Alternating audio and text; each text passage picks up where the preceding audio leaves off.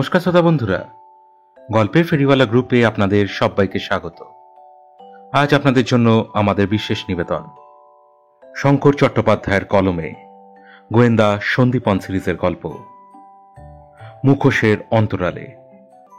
গল্প পাঠে আবির, সন্দীপনের ভূমিকায় রাজদীপ চক্রবর্তী, বঙ্কিম ও মনোজের ভূমিকায় মৃন্ময় মান্না, পলাশের ভূমিকায় জয়দীপ চক্রবর্তী, হরনাথের ভূমিকায় জয় ভট্টাচার্য, স্বপন ও বাড়িওয়ালার ভূমিকায় সৌম্যজিৎ, রঘু ও দোকানদারের ভূমিকায় জয় দাস, তনু ও বয়স্ক দারোয়ানের ভূমিকায় সুদীপ্ত সরকার। আবহ সঙ্গীত Rajdeep Chakraborty. Poster design RD creations. সমগ্র পর্ব পরিকল্পনা ও পরিচালনায় টিম গল্পের ফেরিওয়ালা। শুরু হচ্ছে আজকের বিশেষ নিবেদন শঙ্কর চট্টোপাধ্যায়ের কলমে মুখোশের অন্তরালে। খাটে শুয়ে শুয়ে পায়ের উপর পা রেখে খবরের কাগজ পড়তে পড়তে বঙ্কিমবাবু বললেন, আচ্ছা সন্দীপ বাবু, একটা মানুষ একই সময়ে দু জায়গায় থাকতে পারে? হ্যাঁ, তা পারে। কি করে? চমজ হলেই পারে। কিন্তু এখানে যে খবরটা দিয়েছে তাতে কিন্তু বলছে মানুষটা আসলে একজনই। কিরকম? এক ভদ্রলোক সন্ধ্যা 7:30টায় মুদির দোকান থেকে নস্যি কিনেছে বলে মুদি দোকানদার দাবি করছে। পুলিশের কাছে আবার আরেক ভদ্রলোক ওই মানুষটার নামেই থানায় কেস করেছেন। তিনি নাকি বন্দুক নিয়ে ঠিক 7:30টার সময় তার বাড়িতে গিয়ে তাকে ভয় দেখিয়ে তার আলমারি খুলিয়ে তার মেয়ের বিয়ের গয়না এবং 10 লক্ষ টাকা নগদ নিয়ে পালায়, এবং তারপরেই সেই চোর খুনও হয় আবার। অথচ চোরের ঘর থেকে কিছুই উদ্ধার করা যায়নি। আরে এখানে কোথায় লেখা আছে যে মানুষটা একজনই? ওনারা দুজনেই তো তাই বলছেন। ওনারা ভুল করতে পারেন না? বলছেন না হলে সম্ভব এক জায়গায় দুটো ইট বসানো যায়? ঠিকই, কিন্তু এখানে লিখেছে দোকানদার এবং ওই ভদ্রলোক যার বাড়িতে চুরি হয়েছে তারা দুজনেই একে খুব ভালো করেই চেনেন। তাছাড়া একটা মজার জিনিস এখানে লেখা আছে, দেখুন। কি? এই মুদি দোকান থেকে চোরের বাড়ির দূরত্ব আর যার বাড়িতে চুরি করেছে তার বাড়ি থেকে ওই মুদি দোকানের দূরত্ব নাকি এক। তাতে কি হলো? সেই কিরকম ছোটবেলার সেই দৈর্ঘ্য প্রস্থের অঙ্কের মতো ব্যাপারটা লাগছে না? না মানে এই মনে হচ্ছে না অঙ্কটা বুঝতে পারছি কিন্তু করতে পারছি না। কোথাকার ঘটনা এটা বলুন তো? আরে আপনার ওই পলাশদার থানার আন্ডারে। তাহলে অপেক্ষা করুন, সবই জানতে পারবেন। একটা ফোন করুন না ওনাকে। সন্দীপন মোবাইল ফোনটা হাতে নিতেই ফোনটা বেজে উঠলে বঙ্কিমবাবু বললেন, কে? পলাশ বাবু? সন্দীপন হ্যালো বলতেই অপর প্রান্ত বলে উঠল, আমি কি সন্দীপন বাবুর সাথে কথা বলছি? হ্যাঁ। আমি একটু আপনার সাথে দেখা করতে চাই। কি ব্যাপারে বলুন তো? সামনাসামনি বলি? আপনি কি আমার বাড়ি চেনেন? না, ঠিকানাটা দিলে সুবিধা হবে। সন্দীপন ঠিকানা বললে অপর প্রান্ত বলল, তা কখন গেলে আপনাকে পাওয়া যাবে? এখনই চলে আসুন। বলছি ঘন্টা 2 পরে গেলে অসুবিধা হবে কি? না না, আসুন। সন্দীপন ফোন কান থেকে নামাতেই বঙ্কিমবাবু বললেন, কি বলছে? বললেন না তো, এসে বলবেন সামনাসামনি। নিন, পলাশ বাবুকে ফোনটা করুন। সন্দীপন পলাশ ঘোষকে ফোন করলেন, পরে বললেন, পলাশ দাও অথই জলে, আসবেন বলছেন কিছুক্ষণ পরেই। তাহলে তো জমিয়ে বসতে হবে। ও তনু বাবু, কিছু বলুন। কি বলবো? দুটো কেস ব্রিফিং হবে, কিছু বলবেন না? আগে শুনতে দিন। বেশ বেশ, তাহলে খেয়ে দিয়ে নি। কি বলেন সন্দীপন বাবু? তা মন্দ হয় না। চলুন তনু বাবু, চলুন। বঙ্কিমবাবুদের অচেনা এবং চেনা দুজন মানুষ এলেন 5 মিনিটের ব্যবধানে। আগে এলেন পলাশ ঘোষ। চেয়ারের ওপর পদ্মাসনে বসে সন্দীপনকে বললেন, একটু চা খাওয়া তো, এমন একটা ক্রিটিক্যাল কেস এসছে না, কি বলবো তোকে। তনু বললেন, আগে চা খান তারপর বলুন। বঙ্কিমবাবু বললেন, এই জট ছাড়াতে চায়ের বিকল্প কিছু নেই। পলাশ বললেন, বঙ্কিমবাবুই ভালো করেছেন, চাকরি ছেড়ে টেনশনহীন জীবন উপভোগ করছেন। আপনিও ছেড়ে দিন। আপনি ব্যাচেলার মানুষ, আমার বউ বাচ্চা আছে দাদা। এই মুহূর্তে ভিআরএস নিলে পেনশন তো অনেক কম পাবো। তাহলে বিপি বাড়াতে থাকুন, আর কি। পলাশবাবু চায়ের কাপে প্রথম চুমুক দিতেই দরজায় কড়া নাড়ার আওয়াজ পেয়ে বঙ্কিমবাবু বলে উঠলেন, ওই এসেছেন বুঝি? সন্দীপন হাসলে বঙ্কিমবাবু উঠে গিয়ে দরজা খুলে আসুন আসুন বলে ভেতরে ডেকে নিয়ে এলে।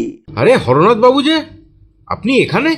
ভদ্রলোক উল্টে বললেন, আপনি এখানে? সন্দীপন অবাক হয়ে তাকিয়ে থাকলে পলাশ ঘোষ বললেন, এনার কথা বলার জন্যই এসেছি এখানে। আরে বসুন মশাই, বসুন। তনু বঙ্কিমবাবুর দিকে তাকালে বঙ্কিমবাবু বললেন, 2 - 1 = 1। তনু হাসলে পলাশ বললেন, মানে? তনু পরে বলছি, বলে বললেন, আপনারটা আগে শুনি। কি সাংঘাতিক ঘটনা দেখো। এই ভদ্রলোককে কানে পিস্তল ঠেকিয়ে যে মানুষ আলমারি খুলিয়ে গয়না এবং নগদ 10 লক্ষ টাকা নিয়ে গেছে, সেই মানুষই নাকি আবার এক মুদি দোকানের থেকে ওই একই সময় এই নস্যি কিনেছে বলে মুদি দোকানদার দাবি করছে। সন্দীপন বললেন, খবরের কাগজে দিয়েছে ঘটনাটা। পড়েছিস তুই? না, বঙ্কিমবাবু বলছিলেন। হরনাথবাবু হাত জোড় করে বললেন, আমার মেয়ের বিয়ের গয়না আর তার অনুষ্ঠানের টাকা ছিল ওগুলো। মুদি দোকানদার এর মধ্যে ইনভলভ হলো কিভাবে? খবরের কাগজে ঘটনাটা দেখে নিজে থেকেই থানায় গিয়ে জানায় ব্যাপারটা। চোরের আশেপাশে মানুষরা কি বলছে? তেমন কিছু না, লোকটা একটা বাড়িতে ভাড়া থাকে। সেই বাড়িতে প্রায় 12-13 খানা ভাড়াটিয়া, তার মধ্যে 2 ঘরের সাথে মেলামেশা বেশি। তাদের জিজ্ঞেস করতে তারা একই কথা বলল যে এই লোকটা সেরকম নয়, সাধারণ একটা কারখানার দারোয়ান। ভোরবেলা বাড়ি থেকে বের হয় আর বেলা ওই 3-3:30 নাগাদ বাড়ি ফেরে। দীর্ঘ 12-13 বছর ধরে আছে, কিন্তু কোনো রকম বেচাল করতে দেখা যায়নি। আপনি কি করে বুঝলেন কাজটা 7:30টার সময় হয়েছে? ওই ঘন্টা লাগানো ঘড়িতে একবার ঠং করে ওঠার সাথে সাথেই ও আমার ঘরে ঢুকে কানে পিস্তল ঠেকায়। উনি কি আপনার পরিচিত? আরে হ্যাঁ, ওনারা কিছুই জানেন না। ও আমার বাড়িতে ওই খবরের কাগজ দেয় রোজ। কখন? ওই সকাল 6:10 কি 15-র মধ্যে। আচ্ছা, হ্যাঁ, খুব নিরীহ গোবেচারা ধরনের মানুষ, এটা ঠিক কথা। ওর স্ত্রী কি বলছেন? ও ব্যাচেলার। আপনি কি করে জানলেন? আরে আমি ওর বাড়ি যেতাম তো, আর ও অবসর সময় আমার সাথে কথাও বলতো আমার বাড়িতে এসে। কখন? দুপুরের দিকেই বেশি আসতো। পলাশদা যে বলছেন ও কাজের জায়গা আর বাড়ির মধ্যে নিজেকে আটকে রাখতো। ওই জন্যই তো বললাম ওরা কিছু জানে না। সেদিন সকালেও ও আমার সাথে কথা বলেছিল। আপনার ঘরে দরজা কি খোলাই থাকে? হ্যাঁ, আমার তো আর ওই 10x10 ফ্ল্যাট বাড়ি না, আমার আপনার মতোই খোলামেলা বাড়ি। বঙ্কিমবাবু বললেন, চোরের ঘর থেকে কিছুই পাননি? না, ও তো ঘরে ঢোকার আগেই মরেছে। আপনি কি করে জানলেন? ও আমার ঘর থেকে বেরিয়ে যাওয়ার সাথে সাথেই আমি তো পুলিশকে ফোন করি। তারপর থানায় গিয়েছিলাম পুলিশকে নিয়ে ওর বাড়ি যাবো বলে। তা পলাশবাবু বললেন সুরেশ ছুরিকাহত হয়ে মারা গিয়েছে ওই বাড়ি ঢোকার আগেই। আর উনিই বললেন যে ওর কাছ থেকে কোনো কিছুই পাওয়া যায়নি। তাহলে তো রাস্তাতেই মাল বেহাত হয়ে গেছে। তার মানে ওর সাথে আরো কেউ আছে। সে তো আছেই, কিন্তু আমি এটা বুঝতে পারছি না ওকে তারা মারতে গেল কেন। বকরা দেবে না তাই? আচ্ছা, আপনাকে আমার ফোন নাম্বারটা কে দিল? আমি খবরের কাগজের অফিসে ফোন করে জেনেছি। যদিও বুদ্ধিটা দিয়েছিল আমার এক বন্ধু, বন্ধু না বলে ছোট ভাই বলাই ভালো। ও বলেছিল, দাদা তুমি একজন গোয়েন্দার সাথে কথা বলো। পলাশবাবু বললেন, যাবি একবার সব দেখতে? পোস্টমর্টম রিপোর্টটা কি বলছে? ছুরি গলার নলি কেটে ঘাড়ের হাড় ফাটিয়ে বেরিয়ে যাওয়ার ফলে অত্যধিক রক্তক্ষরণে মৃত্যু হয়েছে। আঘাত লাগার পর চিৎকার করেনি? হ্যাঁ, মিনিট খানেক নাকি মারাত্মক চিৎকার করেছে। আশেপাশের মানুষরা তো ছুটে এসে দেখে একেবারে ঘাবড়ে গিয়েছিল, কিন্তু হাসপাতালে নিয়ে যাওয়ার আগেই মারা যায়। মৃত্যুর সময় কি দিয়েছে? ওই 7:45 থেকে 7:55-র মধ্যে। বডি পোড়ানো হয়ে গিয়েছে? না, খবরের কাগজে বিজ্ঞাপন দিয়েছি, তো এখনো পর্যন্ত কেউ ক্লেম করেনি। তবে ওর পাশের ঘরের লোকেরা বলছিল যদি কেউ ক্লেম না করে তবে সেই ওকে পোড়াবে, অবশ্য যদি পুলিশের আপত্তি না থাকে। আগে কোথায় থাকতো কিছু জানা গেছে? পাশেই। যেই এই বডিটাকে আইডেন্টিফাই করে নিজের দায়িত্ব নিতে চাইবে তাকে অবশ্যই আমার সাথে কথা বলাবে। আর চলো প্রথমে ডেড বডিটা দেখে আসি গিয়ে। চল। সন্দীপন হরনাথবাবুর দিকে তাকিয়ে বললেন, আচ্ছা হরনাথবাবু, পলাশদা তো আপনার বাড়ি চেনেন, তাই এখন একটু পলাশদার সাথে যাই, মৃতদেহটা দেখে আসি। রাতের দিকে আপনার বাসায় যাব, কেমন? আচ্ছা আচ্ছা। মৃতদেহের সামনে দাঁড়িয়ে সন্দীপন বহুক্ষণ ধরে মানুষটাকে দেখলেন। পলাশ ঘোষ বললেন, ছুরিটা যদি একটু সরু হতো তাহলে বাঁচলেও বাঁচতে পারত। বেশি চওড়া হওয়ায় অনেকটা জায়গা কেটেছে, মনে হচ্ছে খুব জোরে ঢুকিয়েছে। হালকাসে দিলে পেছন থেকে ছুরিটা বেরোতো না। পেছনে ছুরি চলে যাওয়ার ফলে স্পাইনাল কর্ড ড্যামেজ হয়ে গেছে। সন্দীপন মাথা নেড়ে সায় দিয়ে দেখলেন ছুরিটা গলায় গেঁথেছে আর মুখটা একটু উঁচু করে। সন্দীপন পলাশ ঘোষকে বললেন, একটা মগে একটু জল আনাও তো। পলাশের আদেশে তার অধস্তন কর্মী জল নিয়ে এলে সন্দীপন প্রথমে মৃতদেহের ডান হাতের আঙুলগুলো জলে চুবিয়ে আঙুলগুলো নিজের আঙুল দিয়ে ঘষে নখের সামনে নিয়ে গিয়ে গন্ধ শুঁকে একইভাবে বাঁ হাতের আঙুলগুলোর সাথেও একই আচরণ করে ঠোঁট দুটো ফাঁক করে মুখের ভেতর টর্চের আলো ফেলে বেশ কিছুক্ষণ ঘুরিয়ে ফিরিয়ে দেখে পলাশ ঘোষকে বললেন, চলো তো মুদি দোকানদারের কাছে যাই। বঙ্কিমবাবু বললেন, কি দেখলেন জল দিয়ে? টাকার গন্ধটা হাতে লেগে আছে কিনা। পেলেন? না। মুখের ভেতর কি দেখলেন?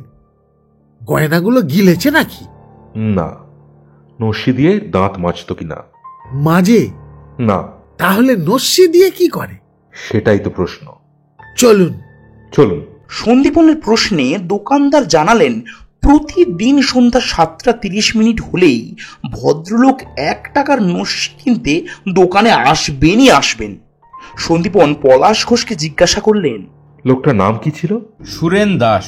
যেখানে কাজ করতো সেখানে চলো দেখি একবার। সন্দীপন কারখানার মধ্যে আসতেই মালিক এগিয়ে এলেন। পলাশ ঘোষ পরিচয় দিলে মালিক বললেন, আমি সন্দীপন বাবুকে চিনি, আসুন আসুন বসুন প্লিজ। সন্দীপন সুরেশ সম্পর্কে জানতে চাইলে মালিক বললেন, কোনোদিনও একটা লোহার টুকরো পর্যন্ত যাকে নিতে দেখিনি, সে মানুষটা যদি এরকম কাজ করে তাহলে কি বলার আছে আপনি বলুন তো? নেশা ভাঙ কিছু করতো? বিড়ি খেতে খুব।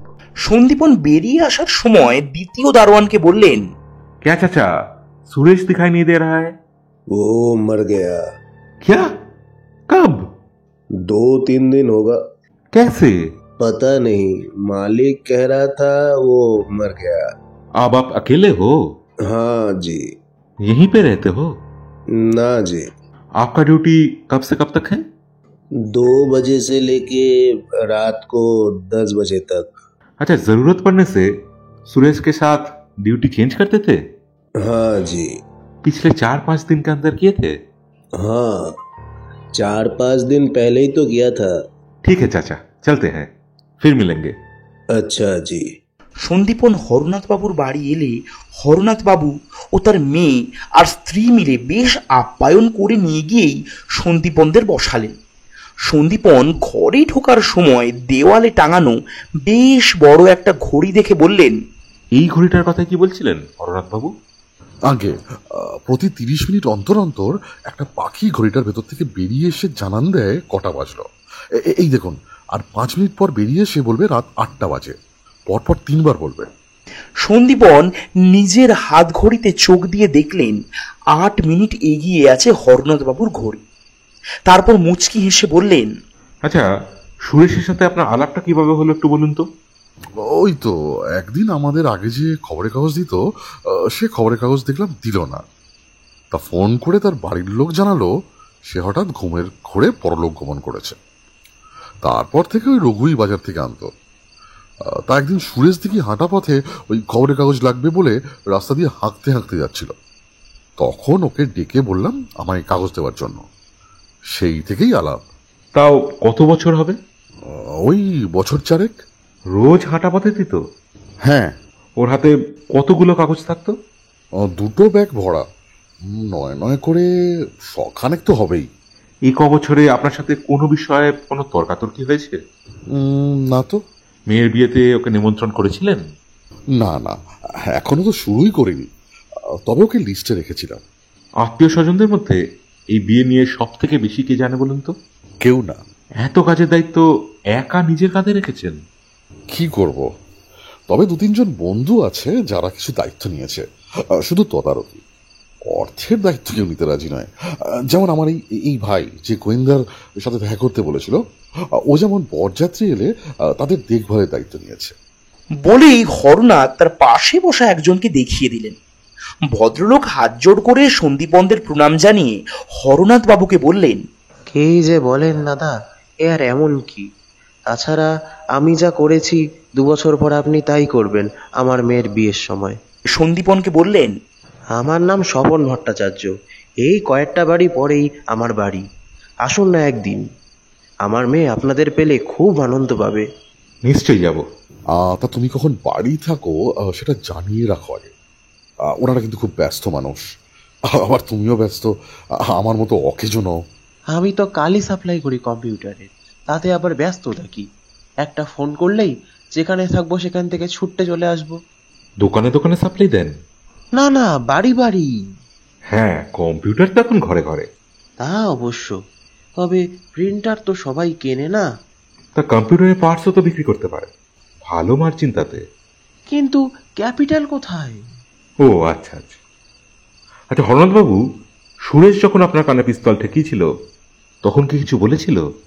বলেছিল মুখে কোনো শব্দ না করে চুপচাপ আলমারি খুলে টাকা আর গয়না আমার হাতে দিয়ে দিন। পরনের পোশাক কি ছিল? আর নীল জামা আর নীল প্যান্ট, পায়ে ছিল নীল হাওয়াই চটি। তারপর কি করলেন? দিয়ে দিলাম, না হলে তো গুলি করে দিত। ও জানলো কি করে আলমারিতে টাকার গয়না আছে? বলেছিলেন নাকি?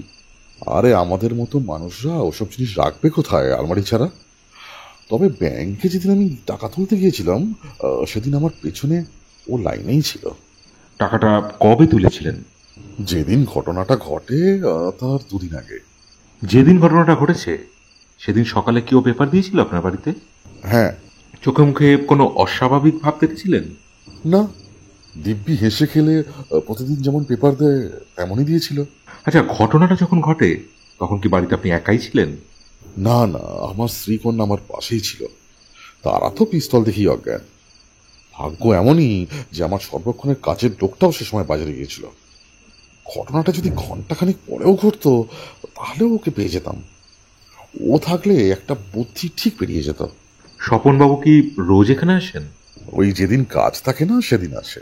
আপনি যান ওনার বাড়ি? হ্যাঁ হ্যাঁ, তবে ওই বেশি আসে, কারণ আমি অবসরপ্রাপ্ত, সবসময় বাড়িই থাকি।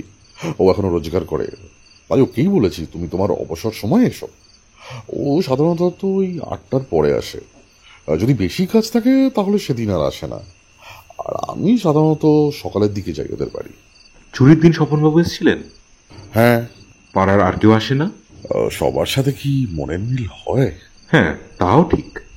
আর আমি এক জায়গায় ঘন্টার পর ঘন্টা ধরে বসে গল্প করি, তা থেকে সময় উড়ে যায়। মনের মিল না হলে এক জায়গায় 5 মিনিটও বসা মুশকিল। রঘু চা নিয়ে এলে সন্দীপন বললেন, ইনি কত বছর ধরে আছেন এখানে? অনেক বছর। ও ছাড়া আমি অচল, সব দিক নিজের হাতে সামলায়। এরও মেয়ের বিয়ে ঠিক হয়ে গেছে, 3 মাস পরেই বিয়ে। জামাই কলকাতায় ডাক্তারি করে।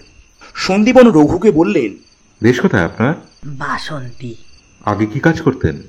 জুট মিলে খাটতাম। চাষের জমি জমা আছে দেশে? তা আছে কিছু। আয় হয় সেখান থেকে?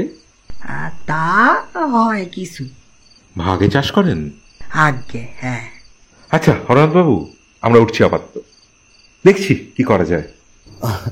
আপনি ব্যাপারটা দেখছেন? দেখে বুকে জল এলো। বঙ্কিমবাবু পলাশবাবুর দিকে তাকালে পলাশ ঘোষ বললেন, ও আপনি যতই তাকান না কেন, ভাইয়ে ভাইয়ে যুদ্ধ লাগাতে পারবেন না।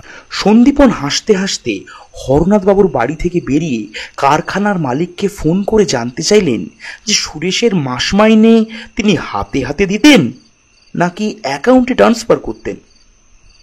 উত্তরে মালিক জানালেন যে তিনি হাতে হাতেই দিতেন। বঙ্কিমবাবু বললেন, এই ঘড়িটা 8 মিনিট এগিয়ে চলছে, দেখেছেন সন্দীপন বাবু? হ্যাঁ, আমার এক মাস্টারমশাই ছিলেন, তিনি ঘড়ি 5 মিনিট এগিয়ে রাখতেন। অনেকেই এরকম আছেন। কিন্তু একজন অবসরপ্রাপ্ত মানুষের ঘড়ির কাঁটা মেনটেন করে চলার কারণটা কি? নেশা, হয়তো কোনো সময় কোনো নেশা করেন। বলেন কি? পরবর্তী আলাপে জেনে নেব। এরপর সন্দীপন সুরেশের ঘরে গিয়ে বসলেন। বাড়িওয়ালা সন্দীপনের সামনে এসে দাঁড়িয়ে পলাশবাবুকে বললেন, কিরম সব হয়ে গেল বলুন তো? ভালো মানুষ, হঠাৎ মাথায় কি হলো দেখুন। বাইরের কেউ ওর সাথে দেখা করতে আসতো? এতগুলো ভাড়াটিয়া, সব খবর কি আর রাখা যায়? ওর বয়স কিরকম ছিল? তা 50-55 হবে। বিয়ে থা করেছিল? না না, এই এক, আরেকজন হলো ওই মনোজ। দুজনেই তো একা একা জীবন কাটিয়ে দিল। দুজনের মিলও ছিল খুব, সেও তো খুব ভেঙে পড়েছে। মনোজ খুব আস্তে আস্তে বলল, সেদিন দোকানে যাওয়ার সময় আমার চামড়ার চটিটা পায়ে গুলিয়ে গেল। রোজ হাওয়ায় চটি পড়ে। জিজ্ঞেস করাতে আমাকে বলল, তোর চটিটা খুব সুন্দর, যাই একটু পরে। কোনোদিনও এ কথা বলেনি। ওর মতো মানুষকে যে মেরেছে, ভগবান যেন তাকে শাস্তি দেয়। বাড়ি থেকে বেরোতো কখন? ভোরবেলা। কয়েকটা বাড়িতে পেপার দিত, তারপর দোকান থেকে কিছু এনে খেয়ে কারখানায় চলে যেত। দুপুরে এসে রান্না করতো আর আমার সাথে গল্প করত। কিন্তু মাস চারেক ধরে দেখছি সন্ধ্যে 7:30 বাজার আগেই ও দোকানে ছুটতো 1 টাকার নস্যি কিনতে, আবার কিছুক্ষণের মধ্যে ফিরে আসতো। কিন্তু ওই সময় ওকে ধরে রাখা যেত না। আমি একদিন হাত টেনে ধরায় খুব রেগে গিয়েছিল আমার ওপরে।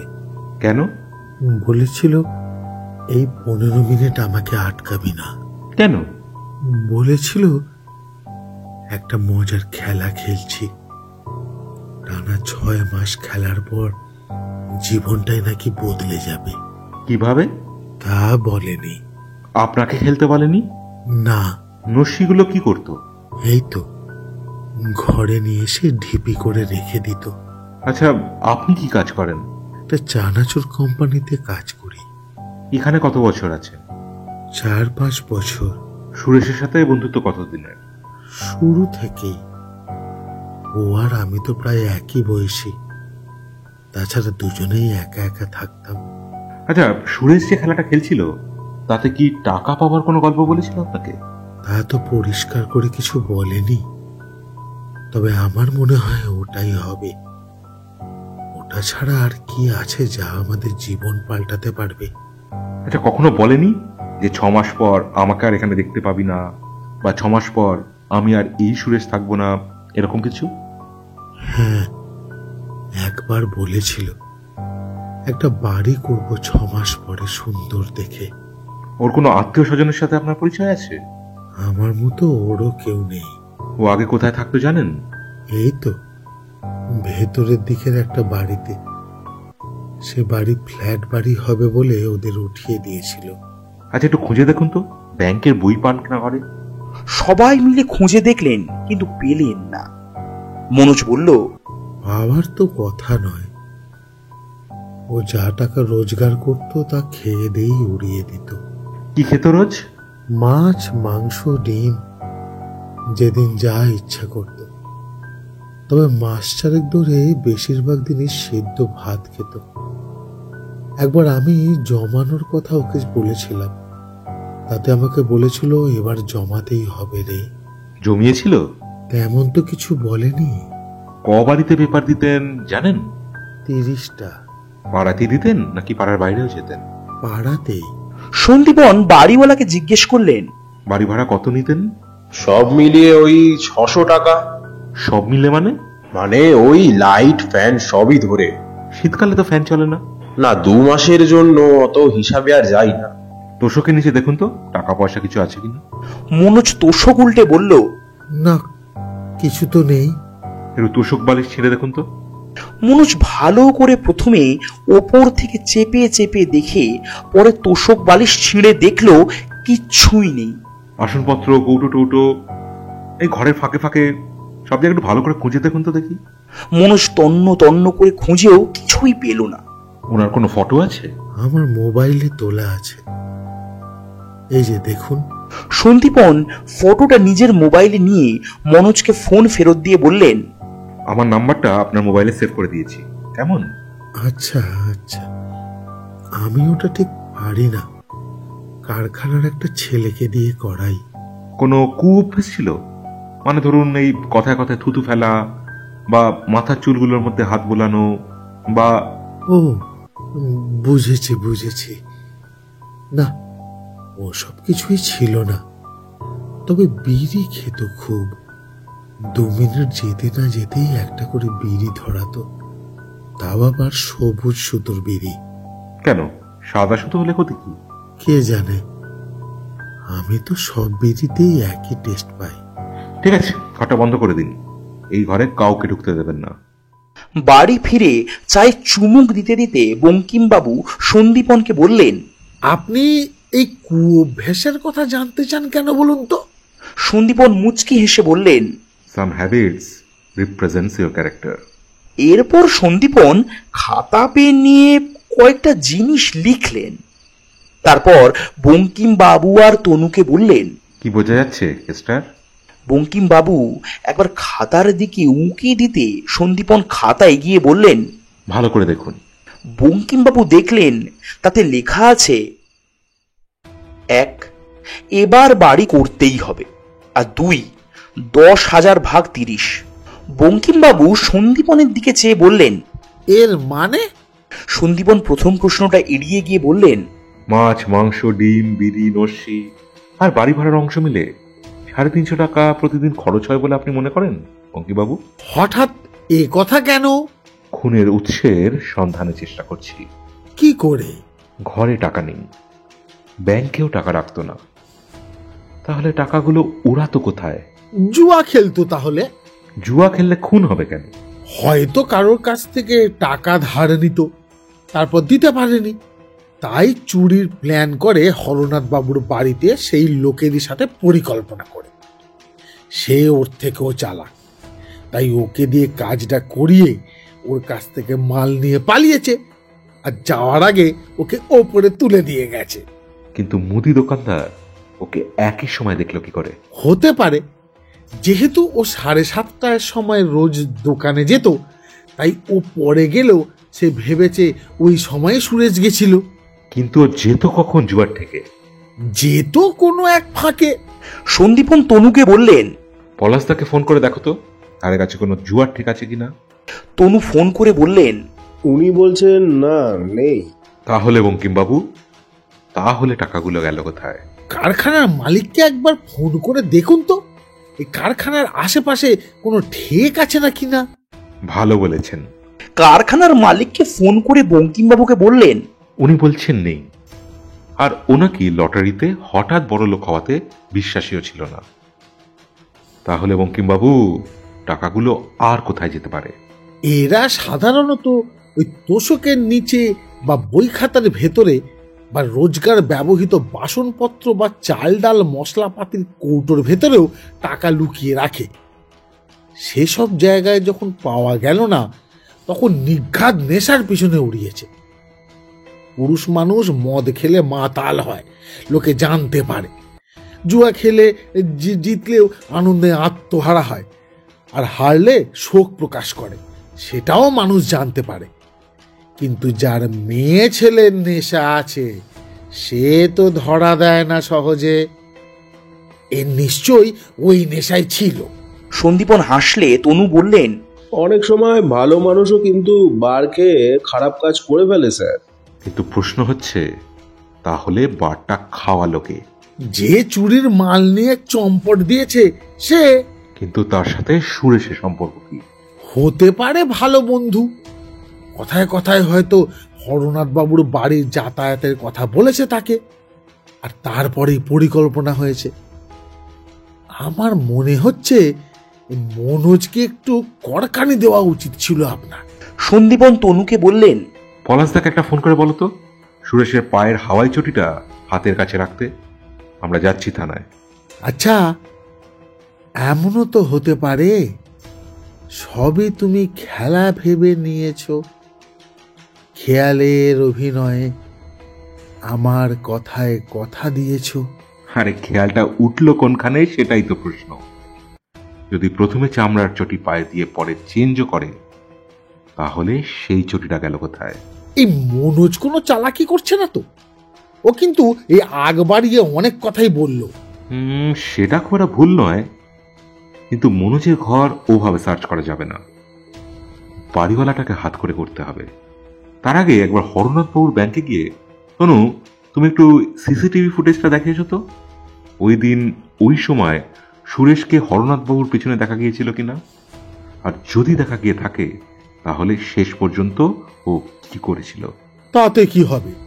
মনোজকে চেপে ধরা যাবে, কারণ সুরেশের মতো মানুষরা মনোজের মতো মানুষকেই সাধারণত নমিনি করে। তনু আচ্ছা স্যার বলে পলাশ ঘোষকে ফোন করলেন। পলাশ ঘোষ বললেন, চলে এসো। তনু বললেন, আচ্ছা স্যার, হরনাথ বাবুর বাড়ির সর্বক্ষণের কাজের লোকটার মেয়েরও তো বিয়ে শুনলাম। সন্দীপন হেসে বললেন, মাথায় আছে আমার। থানায় গিয়ে সন্দীপন চটিটা দেখে বললেন, চটিটা যত্নে রেখো পলাশদা। কেন রে?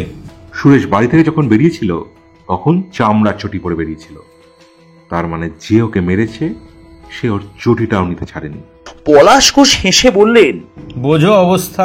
চলো তো পলাশদা, দেখে আসি কারোর বাড়ি বারান্দায় অথবা লাইট পোস্টে কোনো ক্যামেরা লাগানো আছে কিনা। এই এঁদো গলিতে ক্যামেরা? হাসালেন মশাই। তবে কেউ নিজের গাঁটের পয়সা খরচ করে যদি সেটা ব্যবহার করে তাহলে আলাদা কথা। 2-4টে বাড়িতে আছে মশাই।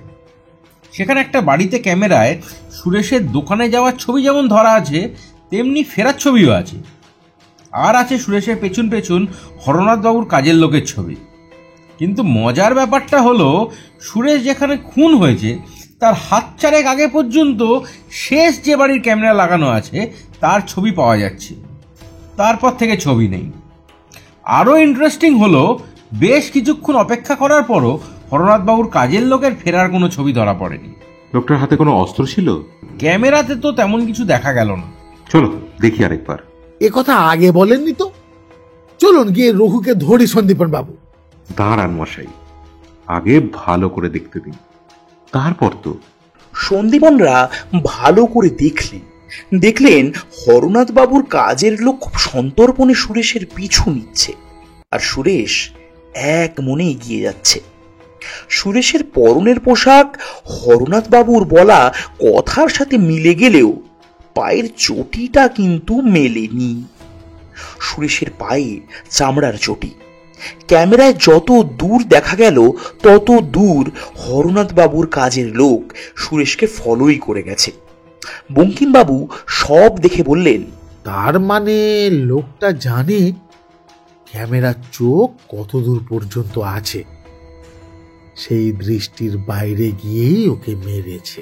সন্দীপন জুম করে দেখলেন হরনাথ বাবুর কাজের লোকের পায়েও হাওয়াই চটি নীল রঙের, আর সুরেশের ডান হাতে একটা কাগজের ছোট পুড়িয়া। পলাশ ঘোষ বললেন, এখানে তো সুরেশের হাতে ওই কাগজের পুড়িয়া ছাড়া আর কিছু নেই। তাহলে কি আগেই হস্তান্তর করা হয়ে গেছিল? তাই তো দেখছি। কিন্তু মৃতদেহের হাতে তো এই পুড়িয়া ছিল না। কাজের লোকটা নিয়ে নিয়েছে। তার মানে কি দাঁড়ালো? সুরেশের সাথে কাজের লোকের সাঁট ছিল, সুরেশ সেটা ব্যবহার করে মাল হাতিয়েছে। কিন্তু এ বেটা যখন ভাগ নিতে গেছে তখন না পেয়ে ওকে প্রেসার দিতে সুরেশ ওকে উল্টে চাপ দিয়ে ফেলে, ভয় দেখিয়েছে যে ভরনাথ বাবুকে সব বলে দেবে বলে। ব্যাস, তখনই ছুরি চালিয়ে দিয়েছে।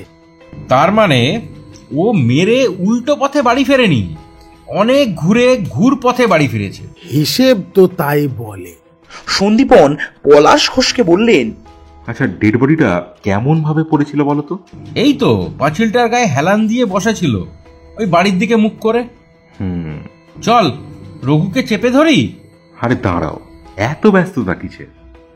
এই প্রমাণে কিচ্ছু হবে না, বরং চলো আমার সাথে।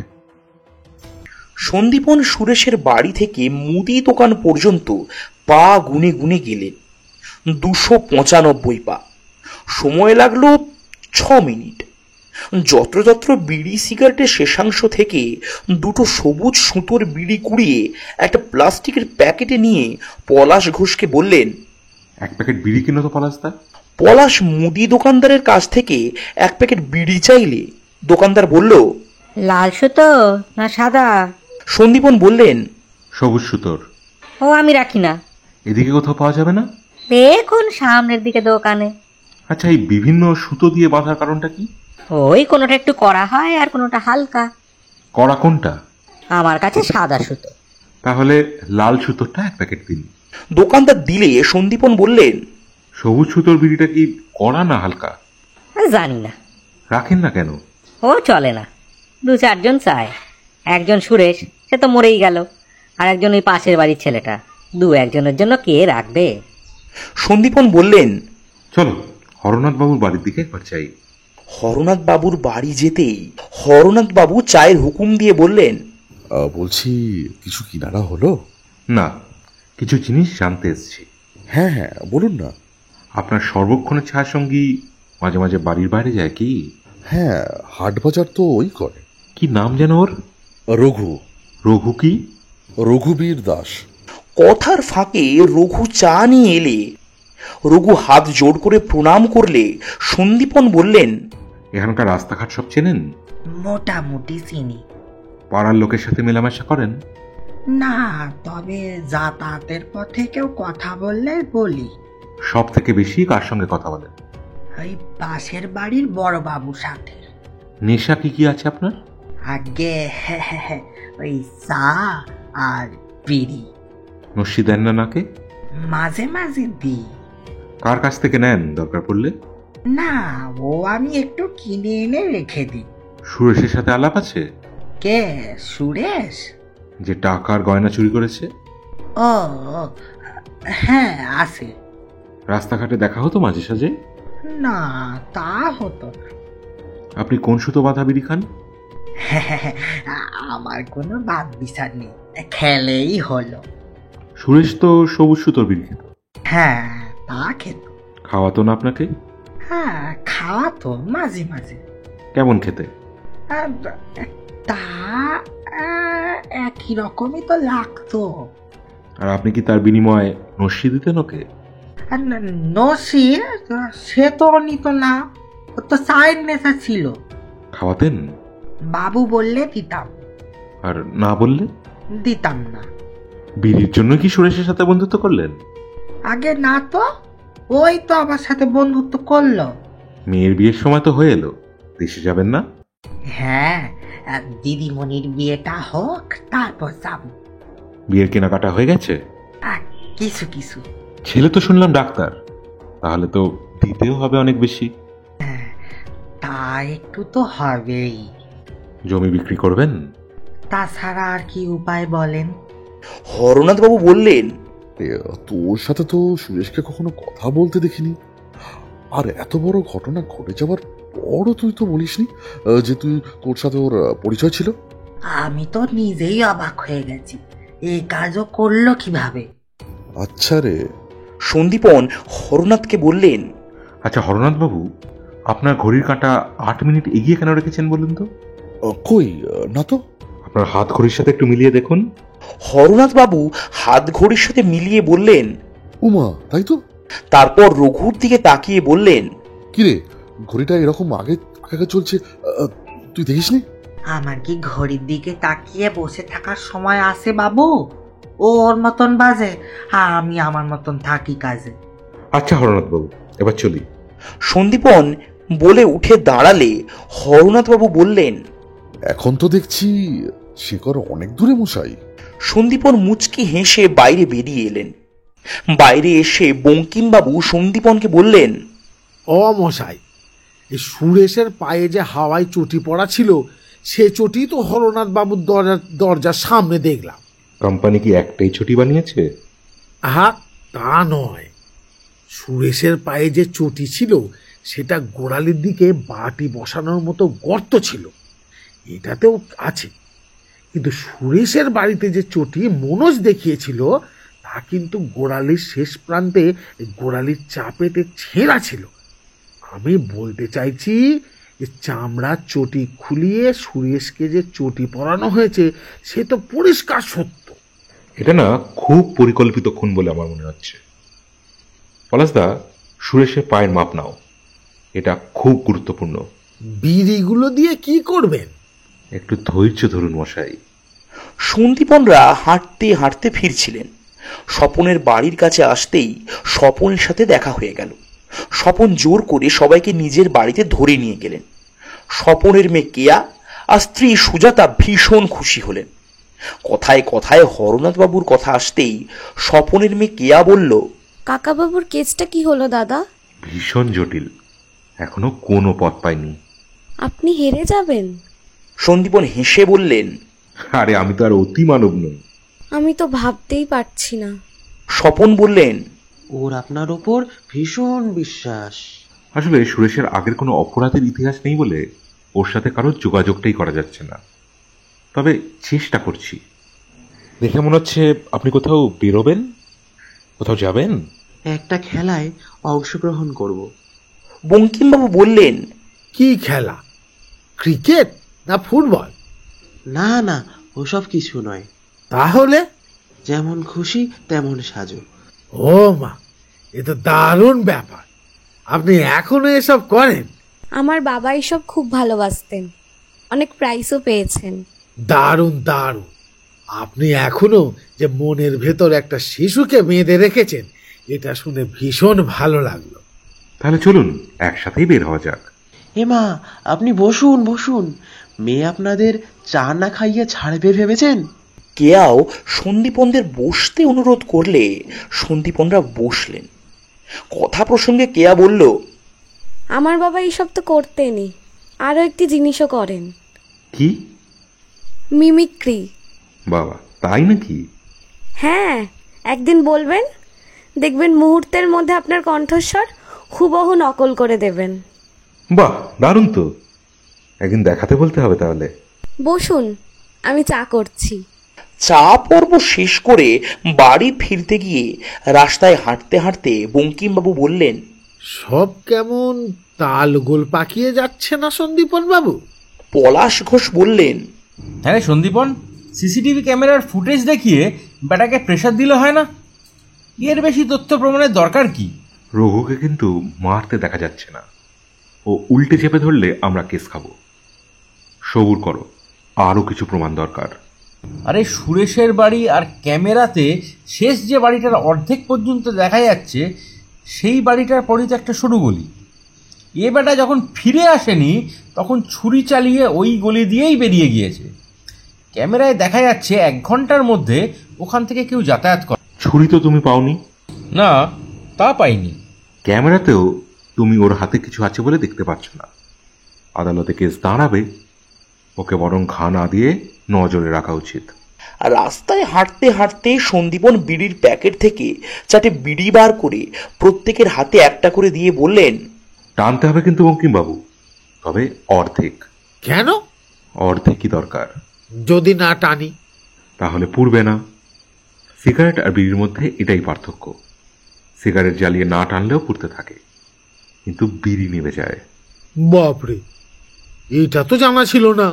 বিড়ি অর্ধেক পোড়া হয়ে গেলে সন্দীপন সবাইকে তা নেভাতে বলে কুড়িয়ে নেওয়া সবুজ সুতোর বিড়ি থেকে সুতোগুলো খুলে একটা সবুজ সুতোকে দুভাগ করে 4টে সাদা সুতোর বিড়ির গায়ে জড়িয়ে সাদা সুতোগুলো খুলে প্লাস্টিকের প্যাকেটে ঢুকিয়ে বললেন, এবার চলো। বাড়ি ফিরে সন্দীপন খেয়ে দিয়ে ডায়েরি নিয়ে বসলেন, কিন্তু লিখলেন না কিছুই।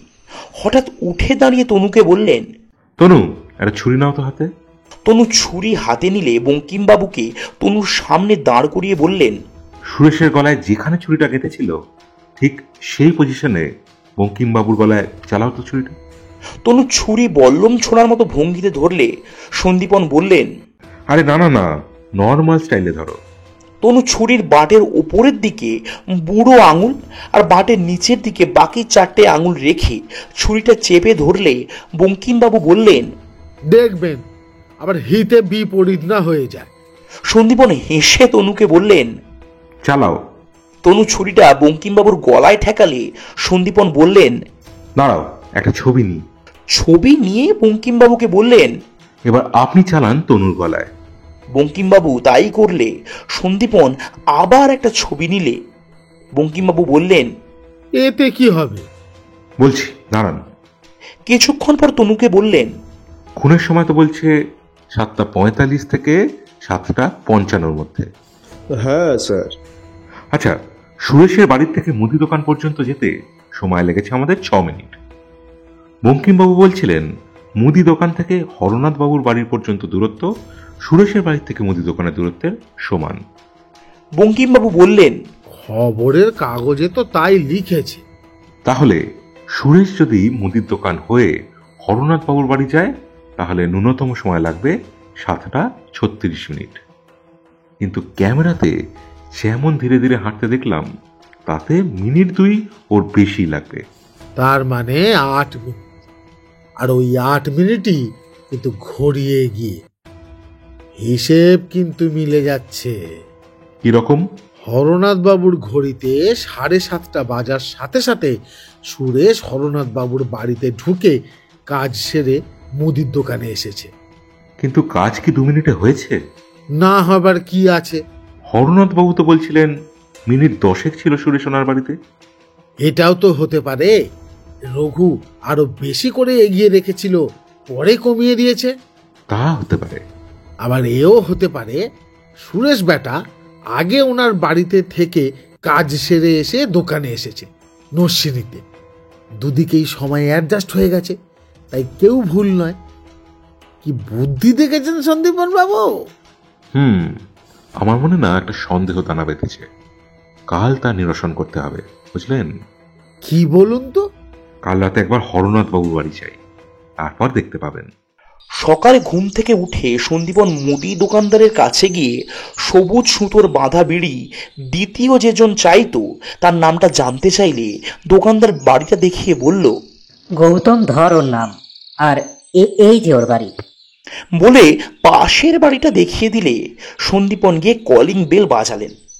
একজন বয়স্ক মানুষ দোতলার ব্যালকনি থেকে মুখ বাড়িয়ে কে বললে সন্দীপন বললেন, গৌতম বাবু আছেন নাকি?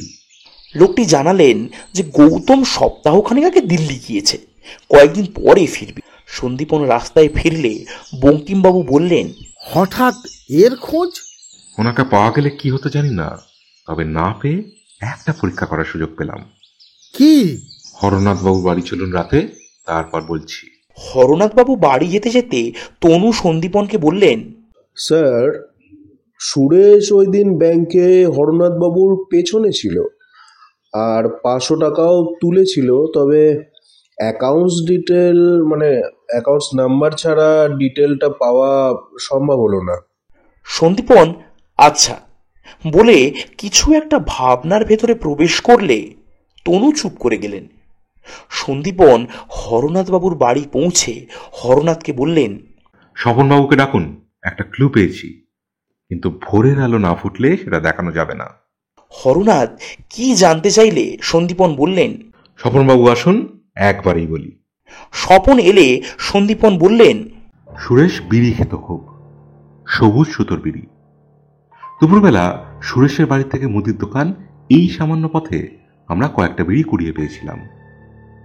সেদিন কথায় কথায় বঙ্কিমবাবু বলছিলেন যে মুদির দোকান থেকে আপনার বাড়ি আর মুদির দোকান থেকে সুরেশের বাড়ির দূরত্ব নাকি একই। এখন সুরেশের বাড়ির থেকে মুদির দোকান আসতে সময় লেগেছিল 6 মিনিট।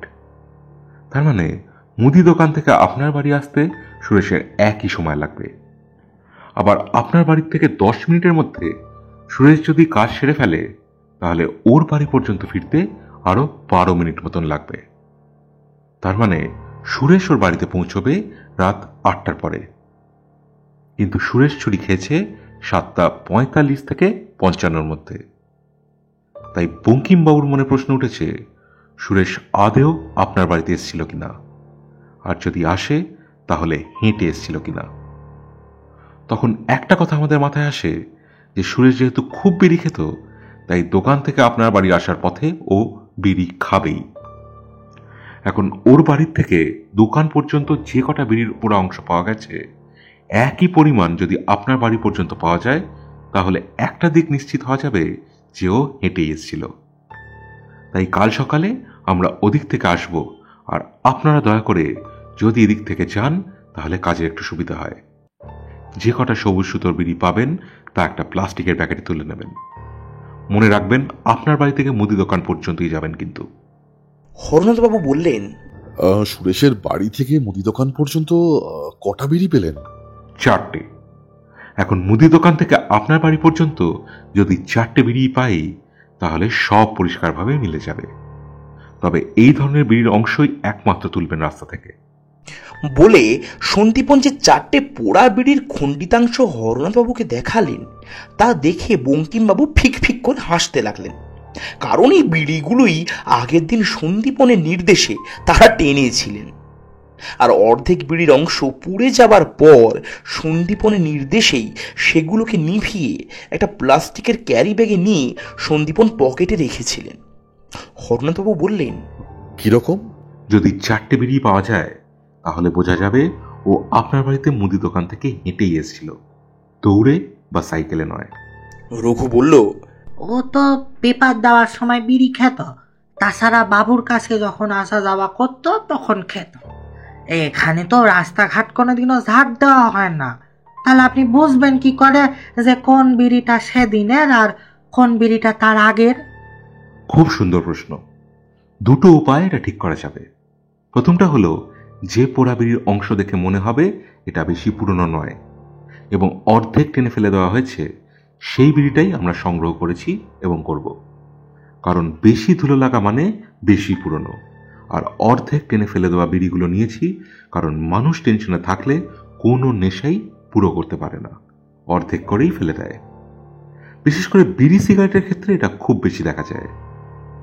আর সুরেশের বাড়িওয়ালা বলেছিল যে সুরেশ যখন বিড়ি টানত তখন একেবারে শেষ পর্যন্ত নাকি টানত, তাই আরও জোর দিয়ে এই 4টেকেই নিয়েছি।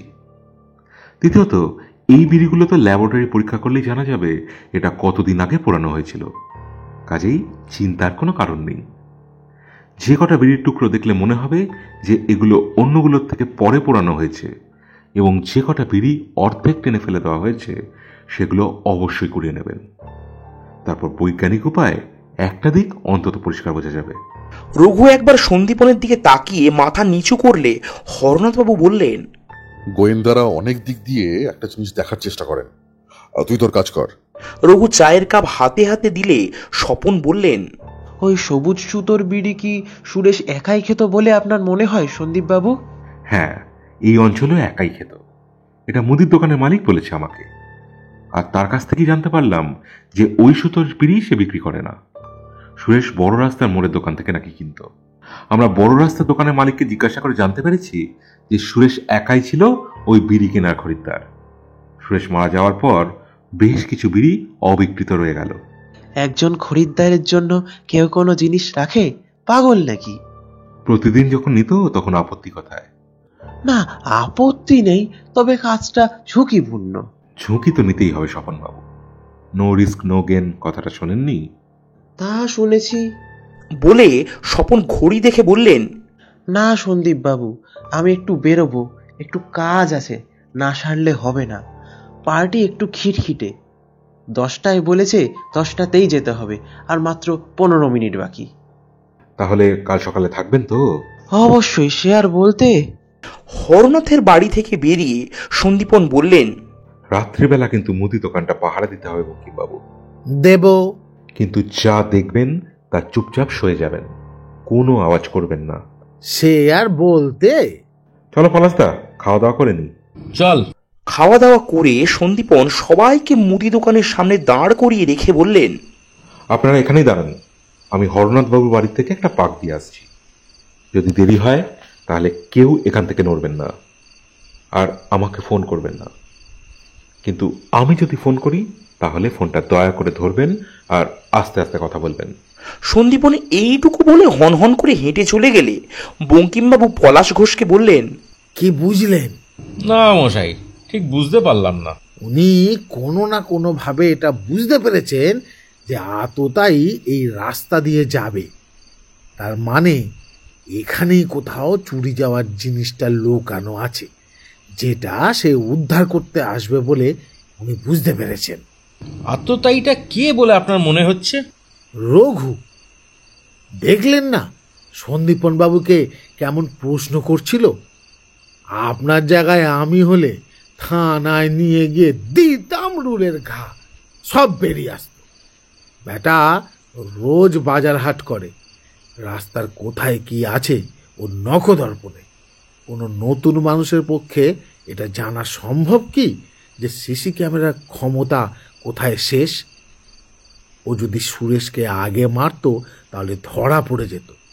মেরেছে ঠিক ক্যামেরার চোখের বাইরে, আর মেরে পাশের গলি দিয়ে ধাঁ মেরেছে। ওর তো সব রাস্তাই চেনা, নতুন কেউ হলে ধরা পড়েই যেত। কিন্তু রঘু ওকে ওর বাড়ির সামনে মারলো কেন? মাঝ রাস্তায় বা নিজের বাড়ির সামনেও তো মারতে পারত। নিশ্চয়ই সুরেশ বলেছিল যে মালের বাটোয়ারা সুরেশের বাড়িতে হবে। তনু বললেন, দেখুন দেখি, পয়সার জন্যে মানুষ কত নিচে নেমে যাচ্ছে। হ্যাঁ, অর্থের ওপর টান সন্তানের থেকেও বেশি হয় মশাই। রাত প্রায় 1:30টার সময় পলাশ ঘোষকে সন্দীপন ফোন করে বললেন, হ্যালো, হ্যাঁ শোনো, টর্চ লাইট জ্বালিয়ে যিনি দোকানের দিকে যাচ্ছেন তার মুখে টর্চ লাইট জ্বালিয়ে বলো এখানেই থেমে যান, আর এগিয়ে লাভ নেই। পলাশ আচ্ছা বলে অপেক্ষা করতে লাগলেন। কিছুক্ষণ পর দেখলেন একজন টর্চ লাইট জ্বালিয়ে ধোঁয়া টানতে টানতে হর্ন হনিয়ে হেঁটে আসছে। পলাশ ঘোষ তার মুখোমুখি দাঁড়িয়ে সন্দীপনের বলা কথা একবার আউড়ে মুখে টর্চের আলো ফেললে দেখলেন সুরেশকে। বঙ্কিমবাবু গোঙাতে গোঙাতে চেতনা হারালে তনুর ডাকে পলাশ বঙ্কিমবাবু কাছে আসার ফাঁকেই সুরেশ পালিয়ে গেল। তনু আর পলাশ মিলে ও বঙ্কিমবাবু, ও বঙ্কিমবাবু করে বঙ্কিমবাবু শরীরে ধাক্কা দিতে লাগলেন, কিন্তু বঙ্কিমবাবুর চেতনা ফিরল না। ইতিমধ্যে সন্দীপন এসে যাওয়ায় পলাশ ঘোষ রীতিমতো হাঁপাতে হাঁপাতে বললেন, কিরে, সুরেশ তো বেঁচে আছে। তাই তো দেখলাম। তাহলে ওটা কে, যেটা চিরতরে ঘুমিয়ে আছে? আগে এনার হুঁশ তো ফেরাও। একেবারে রাম ভীতু লোক। এত ভূতের ভয় যখন, তখন এসবের সঙ্গে থাকা কেন? সন্দীপন হাসতে হাসতে বঙ্কিমবাবুর কানের কাছে মুখ নিয়ে গিয়ে বললেন, ও বঙ্কিমবাবু, ভূত চলে গেছে, এবার আপনি উঠে বসুন। বঙ্কিমবাবু তড়াক করে লাফিয়ে উঠে বসে বললেন, কখন গেল? পলাশ মানে বলে বঙ্কিমবাবুর দিকে তাকিয়ে থাকলে বঙ্কিমবাবু বললেন, আরে মশাই, আপনি ভূতের সাথে শক্তিতে পেরে উঠবেন? নাইবা উঠলাম তাতে। বঙ্কিমবাবু থামিয়ে দিয়ে বললেন, সেই কারণেই এই বুদ্ধি করা। ভূত যখন দেখবে যে তার ভয়ে আপনি মরে গেছেন, তখন সে আর আপনাকে আক্রমণ না করেই চলে যাবে, আপনার কোনো ক্ষতি হবে না। পারেনও বটে। যাকরে সন্দীপন, কেসটা কি? দুজন সুরেশ? হ্যাঁ, যা সন্দেহ করেছিলাম আসলে তাই। তো মরেছে কোনটা? আসলটাই। ছেড়ে দিলি কেন একে? কাল সকালে ধরবো, চলো। থাকবে? পালিয়ে যাবে না? বাড়ি চলো নিশ্চিন্তে, এ সুরেশ পালাবে না। পরের দিন সকালে সন্দীপন হরনাথবাবুর বাড়িতে সবাইকে নিয়ে বসে হরনাথবাবুকে বললেন, ছোটবেলায় শুনতাম, বিশ্বাসে মিলায় বস্তু, তর্কে বহুদূর। হরনাথবাবু বললেন, হঠাৎ এ কথা কেন? আপনি যদি এটা বিশ্বাস করেন যে আমি গোয়েন্দা, আমি সব রহস্য সমাধান করতে পারি, তাহলে কেউ যদি আপনাকে বলে যে আমি অমুক অমুক ক্ষেত্রে ব্যর্থ হয়েছি, তা আপনি বিশ্বাসই করবেন না, তাই তো? কিছুই বুঝতে পারছি না। আচ্ছা ছাড়ুন, এবার সত্যি করে বলুন তো, আপনারা কে কি নেশা করেন? বছর কয়েক আগে পর্যন্ত চা, সিগারেট আর মদ ছিল, এখন শেষেরটা বাদ। আর স্বপনবাবু, আপনার? চা। বিড়ি সিগারেট কিছু তালিকায় নেই? না, ওই মাঝে মাঝে খাই। রঘু চা নিয়ে এলে সন্দীপন বললেন, রঘুবাবু, আপনি সেদিন চুরি হওয়ার পর কি করছিলেন বলুন তো? আমি তো বাজারে গিয়েছিলাম, এসে দেখি বাবু মা আর দিদিমণিকে ধাক্কা দিয়েছেন আর কি হলো বলছেন। আপনি কি বাজার ছাড়া আর কোথাও গেছিলেন? না তো। সন্দীপনের ইশারায় তনুকে কিছু বললে তনু মোবাইল খুলে দেখালে সন্দীপন রঘুকে বললেন, এখানে স্পষ্ট দেখা যাচ্ছে আপনি ওই দিন ওই সময় সুরেশের পেছন পেছন যাচ্ছিলেন। হরনাথবাবু বললেন, মানেটা তো উনি বলবেন। তারপর রঘুকে বললেন, এবারে সত্যিটা সবার সামনে বলুন তো, লুকিয়ে আর কোনো লাভ হবে না। আমি তো ভাবতেই পারছি না, এ তো দেখছি ঘরের শত্রু বিভীষণ। বলুন আপনি, সবাই শুনুক। আমি বাজার থেকে ফেরার সময় দেখলাম সুরেশ খুব তাড়াতাড়ি ঘর থেকে বের হয়ে গেল, তারপরে এদিক ওদিক দেখে দৌড়ে পালাল। সন্দেহ হলো নিশ্চয় কিছু একটা ঘটেছে, তাই তো পিছু নিয়েছিলাম।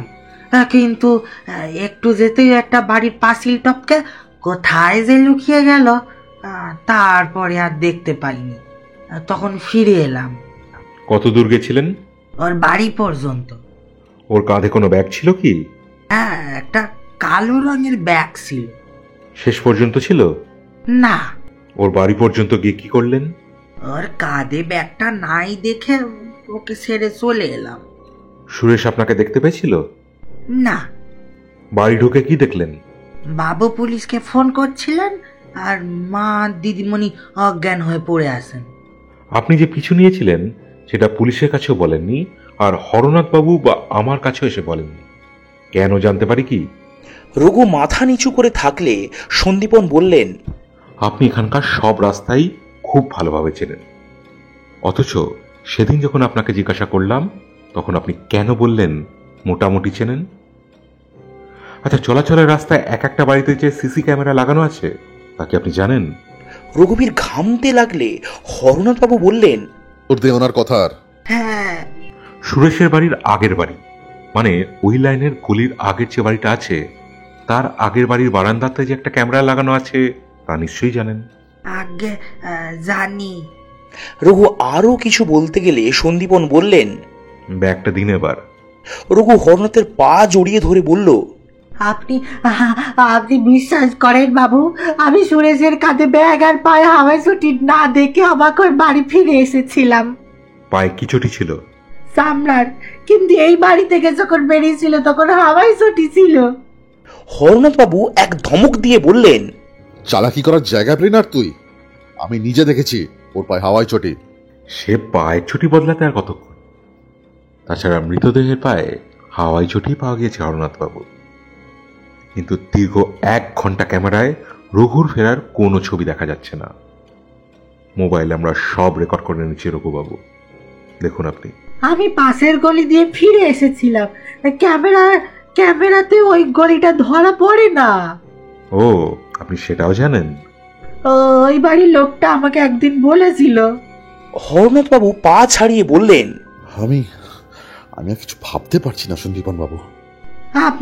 আপনি বিশ্বাস করেন বাবু, সুরেশ আমার কাছ থেকে অনেক কিছু জানতে চাইতো, কিন্তু ও যে কোন মতলবে আমার কাছে জানতে চাইতো সেটা আমি বুঝতে পারিনি। কিন্তু ওকে ঘর থেকে ওভাবে পালাতে দেখে আমার সন্দেহ হওয়াতে আমি ওর পিছন নিয়েছিলাম। কিন্তু আমাকে দেখেই দৌড়ে পাশের গলি দিয়ে পালালে আমিও গলি দিয়ে দৌড়ে ওর পিছু নিই। তারপর দেখি ওর কাঁধে ব্যাগ নেই, তখন বুঝতে পারি মাল বেহাত হয়ে গেছে। তাই পুলিশের ভরসায় ও বাড়ি দিয়ে হাঁটা দিলে আমি পাশের গলি দিয়ে বাড়ি ফিরে আসি। তাহলে এই কথাগুলো তুই পুলিশকে আগে জানাসনি কেন? রঘু চুপ করে থাকলে সন্দীপন বললেন, তার মানে আপনি সুরেশকে মৃত অবস্থায় দেখেন, তাই তো?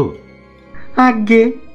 হরনাথবাবু দুহাতে মাথা চেপে বসে থাকলে স্বপন বললেন, এসব বলে কোনো লাভ হবে না রঘু, তুমি ভারী অন্যায় কাজ করেছো। রঘু মাথা নিচু করে বলল, আমি সত্যি বলছি। সুরেশ এমন ভাবে আমাকে প্রশ্ন করছিল যে আমার মনেই হয়নি ও কোনো খারাপ মতলব করছে। কি জানতে চেয়েছিল? বলছিল বিয়ে মনে হয় খুব ধুমধাম করে হবে, বলো রঘুবাবু।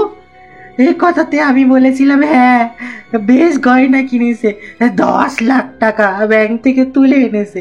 তখন ও বলল, ঠিকভাবে রেখেছে তো দাদা সব, নাকি ওই আলমারিতে রেখে দিয়েছে? আমি তখন বললাম আলমারিতেই রেখে দিয়েছে, কে আর জানবে। তারপরে এই ঘটনা। স্বপন বললেন, এত সহজে সব কিছু বলবে সন্দীপ বাবু? সন্দীপন হাসতে হাসতে স্বপনকে বললেন, সহজে কি আর কেউ কিছু বলতে চায় স্বপন বাবু? ওসব বার করার রাস্তা পলাশদার খুব জানা আছে। বাই দ্য ওয়ে, তখন আপনি বলছিলেন যে চা আর মাঝে মাঝে বিড়ি সিগারেট ছাড়া আপনার কোনো নেশা নেই। হ্যাঁ, কেন?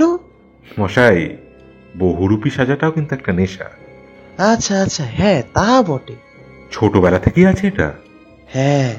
শুনলাম আপনি তো ভালো মিমিক্রিও করতে পারেন। আপনার মেয়ে সেদিন কথায় বলছিল। ওই চেষ্টা করি মাত্র, সেই লেভেলে যেতে পারি না। হরনাথ বাবুর কণ্ঠস্বরটা করতে পারবেন? চেষ্টা করতে পারি। করুন দেখি। স্বপন করলে সন্দীপন হাততালি দিয়ে বললেন, ওয়াও, পারফেক্ট। আচ্ছা, বিড়ি সিগারেট না খাওয়ার কারণটা কি? ওর গন্ধ আমার সহ্য হয় না। তাহলে মাঝে মধ্যে কি করে খান? হঠাৎ হঠাৎ ইচ্ছে হয়। তখন গন্ধটা ভালো লাগে? শরীর সব চায়, মাঝে মাঝে তাকেও দিতে হয়। তাই বুঝি কাল রাত থেকে বিড়ি ফুঁকতে ফুঁকতে রাস্তা দিয়ে মুদি দোকানের দিকে যাচ্ছিলেন? কখন বলুন তো? ওই রাত 1:30 নাগাদ। আমাকে রাত 10টার পরে আর এই জগতে পাবেনই না। কাল একান্ত ডেলিভারিটা ছিল বলে রাত 11:30 বেজে গিয়েছিল। হরনাথবাবু বললেন, এটা ঠিক, 10টার পর ওকে আর ধরে রাখা সম্ভব না। কাল রাত্রে আপনি বিড়িটা আনেননি? না। ঠিক আছে, এক মগ জল আনান, তারপর দেখাচ্ছি। হরনাথের স্ত্রী এক মগ জল নিয়ে এলে সন্দীপন স্বপনকে বললেন, জলে হাত দুটো ডোবান দেখি একবার। কেন? আরে ডোবানি না। স্বপন ডোবালে সন্দীপন হরনাথকে বললেন, এবার ওনার আঙুলগুলো একটু ঘষা দিয়ে গন্ধ শুকে দেখুন তো হরনাথ বাবু, আঙুলগুলো থেকে ধোঁয়ার গন্ধ আসে কিনা। হরনাথ শুঁকে বললেন, আসছে তো। মুখোশ পড়লেই কি নিজেকে আড়াল করা যায় স্বপন বাবু? মানে ইনি আপনার সমস্ত কিছু নিয়েছে, সুরেশ নয়। সুরেশ কিনি মোহরা বানিয়েছিলেন। মানে? আর মানে, কাল রাতে আমি ওনার বাড়ির সামনে পাহারা দিচ্ছিলাম। উনি রাত 1:30 নাগাদ বাড়ি থেকে বেরিয়ে মুদি দোকান পর্যন্ত গিয়েছিলেন বিড়ি ফুঁকতে ফুঁকতে। ওখানে পলাশদার কাছে বাধা পেয়ে বাড়ি পালিয়ে আসেন। কাল রাতে উনি এখান থেকে বড় রাস্তার দোকানে বিড়ি কিনতে গিয়েছিলেন, কোনো মাল ডেলিভারি করার জন্য নয়। তনু, ছবিটা দেখাও তো, দোকানদার তোমায় যেটা পাঠিয়েছে। কিন্তু স্বপন এসব করলো কেন? হ্যাঁ, সেটা তো উনিই বলবেন। সুরেশকে ব্যবহার করার কারণ? উনি যাতে নিজের সন্দেহ মুক্ত থাকেন। সুরেশই বা ওর কথা শুনবে কেন? নিশ্চয়ই কিছু টোপ দিয়েছিলেন। সুরেশ এ কাজ করবে সেটা আমারও মানতে একটু অসুবিধা হচ্ছিল। বারবারই মনে হচ্ছিল এর আড়ালে কেউ আছে। ও ওইভাবে কোনোদিনও আমার সাথে কথা বলেনি তার আগে। সুরেশ আপনার বাড়িতে আসেইনি। সুরেশকে আমি নিজের চোখে দেখেছি। স্বপনবাবুর বাড়িতে গেলে সুরেশের মুখোশটা পেয়ে যাবেন। মানে? সুরেশের উচ্চতা আর ওনার উচ্চতা প্রায় সমান, 2-1 ইঞ্চি কম বেশি হবে। সুরেশ বেশি, আর দেহের গঠনগত মিলও রয়েছে, শুধু মুখশ্রীটাই আলাদা। তাই সুরেশকে ছুরি চালাবার পর যখন দেখেন সুরেশ চামড়ার চটি পরা, তখন নিজের পায়ের হাওয়ার চটিটা সুরেশের পায়ে দিয়ে সুরেশের চামড়ার চটিটা নিজে পড়ে চলে আসেন। ক্যামেরায় সুরেশের পায়ে চামড়ার চটি খুন হওয়ার আগে পর্যন্ত ধরা পড়েছে। এই জায়গায় একটা ভুল উনি করে ফেলেছিলেন। ভুলটা হয় ইচ্ছাকৃত, অথবা ব্যাপারটা ক্যাজুয়ালি নেওয়ায় একটা বড় প্রমাণ চোখের সামনে ছেড়ে দিয়েছিলেন। কি? স্বপনবাবু চটি পড়েন তার পায়ের থেকে একটু বড় মাপের, সে কারণে গোড়ালির চাপে চটির শেষ প্রান্তে একটা পুরো বাটির মতন গর্ত তৈরি হয়। আবার সুরেশ চটি পড়ত একটু ছোট, তাই গোড়ালির চাপে চটির শেষ প্রান্তে পুরো বাটির মতন গর্ত হতো না, শেষ অংশটা ছিঁড়ে যেত। সুরেশকে উনি খুব ভালোভাবে ফলো করেছেন। সুরেশ যে সব সময় হাওয়াই চটি পড়ত সেটা উনি দেখেছিলেন, তাই উনিও আপনার বাড়িতে হাওয়াই চটি পরে এসেছিলেন। কারণ যদি ওর পায়ের দিকে আপনার চোখ যায়, তাহলে যেন কোনো কিন্তু মনের মধ্যে না থাকে। সুরেশ চামড়ার চটি পরায় ব্যাপারটা ওনার পরিকল্পনার বাইরে চলে যায়। তখন উনি নিজে চটি সুরেশকে পরিয়ে সুরেশেরটা নিজে পরে নেন। কিন্তু এই চটি নিয়ে যখন কথা হয়, তখন বঙ্কিমবাবু আমাকে বলেন সুরেশের বাড়িতে যে হাওয়াই চটি সুরেশের বলে দেখা গেছে, সেটার গোড়ালির দিকে গোড়ালির চাপে শেষ অংশ ছিঁড়ে গেছে। কিন্তু পলাশদা সুরেশের পায়ে যে হাওয়াই চটি পান, তার গোড়ালির দিকে বাটি বসানোর মতন গর্ত রয়েছে পরিষ্কারভাবে। আপনার বাড়ি এসে দেখলাম ওই একই ধরনের চটি, যার গোড়ালির দিক বাটির মতো গর্ত করা। রঘুকে জিজ্ঞাসা করতেও জানালো ওই চটি ওর। আমরা সিসিটিভি ফুটেজে রঘুকে যখন সুরেশের পেছনে ধাওয়া করতে দেখি, তখন রঘুর পায়েও ছিল নীল হাওয়াই চটি। আবার থানায় যে চটি সুরেশের পায়ে দেখেছি, তার গড়ন আপনার বাড়ির চটির সাথে মিলে যাচ্ছে। আমার এই 3 বন্ধু আমাকে বললেন সিসিটিভি ফুটেজ দেখিয়ে রঘুকে চেপে ধরতে। এর থেকে বেশি আর কি প্রমাণের প্রয়োজন? কিন্তু না, মিল ছিল না। আমার মতে মিল ছিল না শুধু একটা জায়গা। কোনটা? উচ্চতা। সুরেশকে যে মেরেছে সে সুরেশের থেকে উচ্চতায় কম। কেন? আপনার সমান উচ্চতার মানুষ যদি আপনার গলায় ছুরি চালায় তাহলে ছুরির মুখ সোজা থাকবে। যদি এতটাই উচ্চতা একটু বেশি হয় তাহলে ছুরির মুখ অনেকটা নিচের দিকে থাকবে, আর যদি এতটাই উচ্চতা কম হয় তাহলে ছুরির মুখ থাকবে ওপরের দিকে। সুরেশের গলায় ছুরির মুখটা গেঁথেছে উপর দিকে মুখ করে, মানে এতটাই সুরেশের থেকে উচ্চতায় কম। এখানেই রঘু আমার সন্দেহ তালিকার থেকে বাদ পড়ে যায়। সুরেশ কাদের সাথে মিশত তখন তার খোঁজ করতে থাকি। এমন সময় একদিন আপনার বাড়ি থেকে যখন আমরা ফিরছি তখন স্বপনবাবুর সাথে দেখা হতে উনি জোর করে ওনার বাড়িতে আমাদের নিয়ে যান, এবং সেখানেই শুনতে পাই উনি বিভিন্ন সাজে সেজে প্রতিযোগিতায় অংশগ্রহণ করেন, এবং উনার মেয়ে কথায় কথায় জানায় উনি অন্যের কণ্ঠস্বর নকল করতে পারেন। কথাটা শুনেই আমার মাথায় খেলে যায়, উনি সুরেশ সেজে আপনার সামনে আসেননি তো? কারণ প্রথম দিন কথা প্রসঙ্গে উনি বলেছিলেন ব্যবসা করবেন ক্যাপিটাল কোথায়, মানে অর্থের সমস্যা ওনারও আছে। তাই বিড়ি খুঁজে পাওয়া ঝটকাটা ওনাকে দিয়েছিলাম, আর তার ফাঁদেই উনি পা দিলেন। তাহলে সুরেশকেও কাজে লাগালো কি করে? সেটা তো উনি বলবেন। সুরেশ না মরলে সুরেশের মুখেই শোনা যেত। এই বেরি খাওয়া দেখে আপনি বুঝতে পারলেন ও এত কাণ্ডটা ঘটিয়ে ফেলেছে? ভেবে দেখুন না, না হলে অত রাতে বিড়ি বা কিনতে যাবেন কেন? আর তা আপনার বাড়ির সামনের থেকে ধরিয়ে টানতে টানতে মুদি দোকান পর্যন্তই বা যাবেন কেন? এখানে রাত 10টার পর ওনাকে নাকি আর পাওয়াই যায় না। তাছাড়া পলাশদা ওনার বাড়ি খানা তল্লাশি করলেই সুরেশের মুখোশ আর চামড়া চুরিটা পেয়ে যাবেন। হরনাথ অবাক হয়ে স্বপনের দিকে তাকিয়ে থাকলে স্বপন বললেন, হ্যাঁ দাদা, সমস্ত কিছু আমিই করেছি। আমাকে এর থেকে বেশি আর কিছু বলতে বলো না। এর জন্য যা শাস্তি হয় আমাকে দিন সন্দীপ বাবু, আমি মাথা পেতে নেব। স্বপন উঠে দাঁড়ালে সন্দীপন বললেন, আরে বসুন বসুন, কিছু প্রশ্নের উত্তর না দিলে অনেক কিছুই তো পরিষ্কার হবে না। বলুন। যে কাজটা আপনি একা করতে পারতেন সেখানে সুরেশকে যোগদান করালেন কেন? কনফিউশন তৈরি করার জন্য। ওকে দিয়ে রোজ নস্যি আনানোর প্রয়োজনটা কি ছিল? দোকানদারদের মস্তিষ্কে ওকে বসিয়ে রাখা, কারণ আমি জানতাম একই সময় দুটো কাজ একসঙ্গে হলে এটা নিয়ে প্রতিবাদ হবেই। দোকানদার তো নাও আসতে পারতো। আমি লক্ষ্য করেছিলাম সন্ধ্যে 8টা পর্যন্ত দোকানে খুব ভিড় হয়, তাই প্রতিদিন ওই সময় যদি ও যাতায়াত করে তাহলে বিভিন্ন মানুষের কাছে ওর একটা আইডেন্টিটি তৈরি হবে। এখন ওই একই সময় আমি যদি কাজটা করি তাহলে যখন ব্যাপারটা জানাজানি হবে তখন কেউ না কেউ তার প্রতিবাদ করবে, আর ও মরে গেলে আসল অপরাধীকে খুঁজেও পাওয়া যাবে না। কিন্তু আপনাদের সন্দেহ হলো কখন? অনেকগুলো জায়গায়। প্রথমত হরনাথ বাবু বলেছিলেন সুরেশ রোজ সকালে খবরের কাগজ ওনাকে বিক্রি করে। আমি জানতে চেয়েছিলাম ঘটনার দিন ওর চোখে মুখে কোনো অস্বাভাবিকতা লক্ষ্য করেছিলেন কিনা। উনি বলেছিলেন না। এই সমস্ত ক্ষেত্রে অপরাধীর আচরণ অপরাধ করার আগে কিছুটা বদলে যায়, সেটা হয়নি শুনে খটকা লাগে।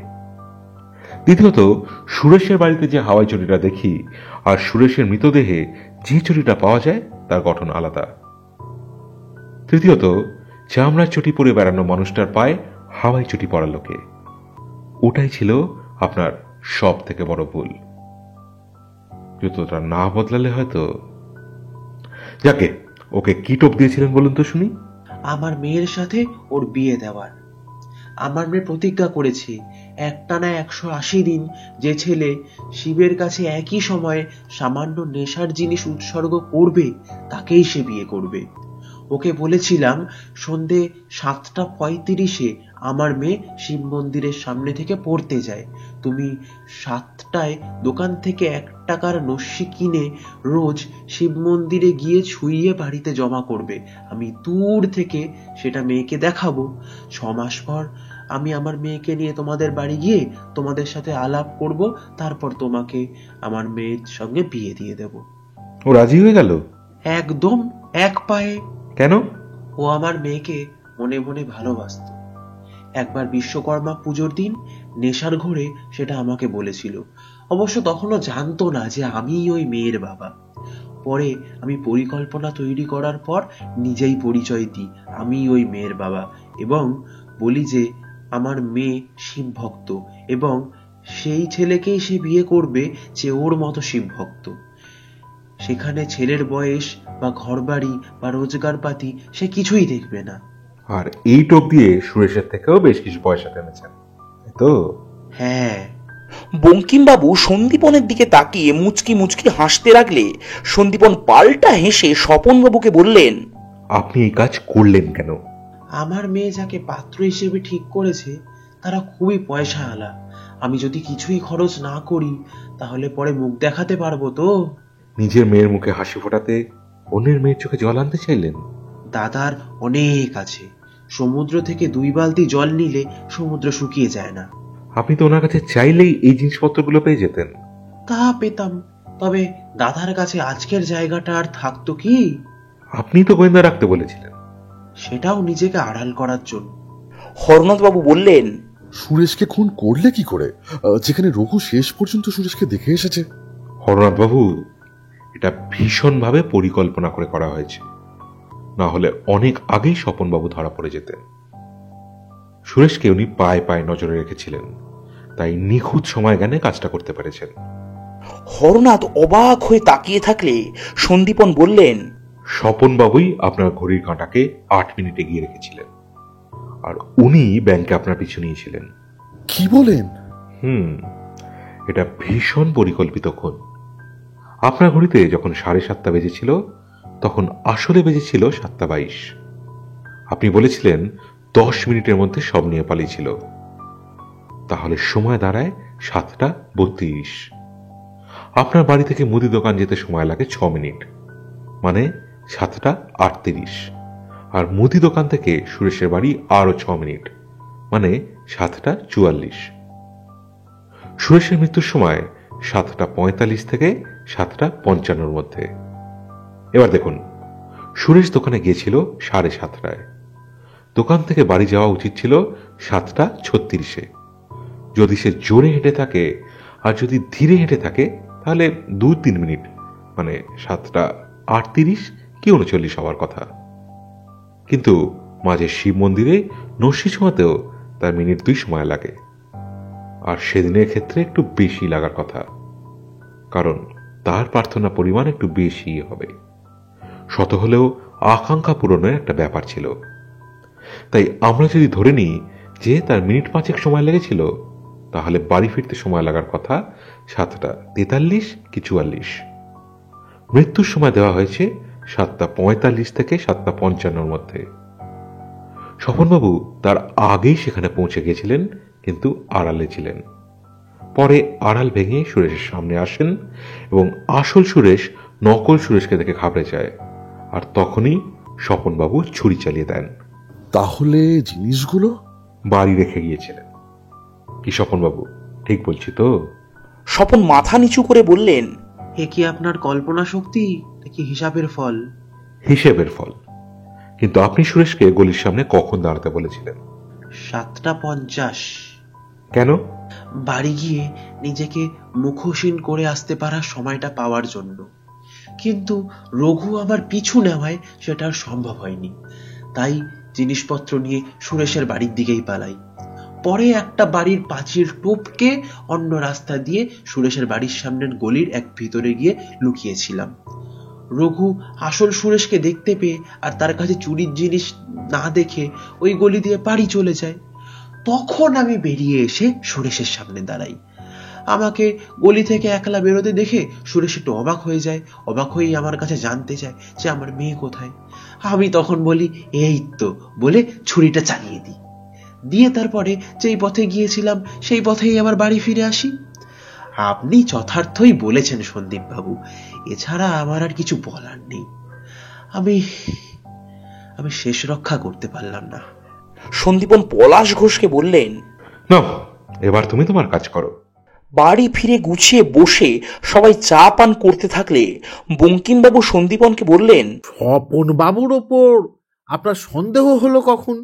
শুরু থেকে আমার মনে হয়েছে সময়ের ভেতরে একটা রহস্য লুকিয়ে রয়েছে। তাই আমি প্রথমেই সুরেশের বাড়ির থেকে মুদি দোকান পর্যন্ত গেলাম। দেখলাম সময় লাগলো 6 মিনিট। আবার মুদির দোকান থেকে হরনাথবাবুর দূরত্ব যখন তখন একই সময় লাগবে। তাহলে সুরেশ যদি কাজটা করত তাহলে তার বাড়ি ফিরতে ফিরতে 8টা বেজে যাওয়ার কথা। কিন্তু তাহলে তো ময়না তদন্তের সময় মিলছে না।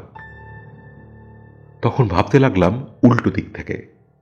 সুরেশ যদি হরনাথবাবুর বাড়িতে কাজটা করে দোকানে আসে তাতে একমাত্র সময় মিলছে, কিন্তু সেক্ষেত্রে আততায়ী আগে থেকে এখানে উপস্থিত ছিল এবং সুরেশ আসার সাথে সাথেই ছুরি চালায়। না হলে ময়না তদন্তের সময় মিলছে না। ভাবছিলাম কে থাকতে পারে। সন্দেহ হয় মনোজের ওপর। মনোজের দিকে যখন হাত বাড়াতে যাচ্ছি তখনই স্বপনবাবুর মেয়ে লুটা দেয়।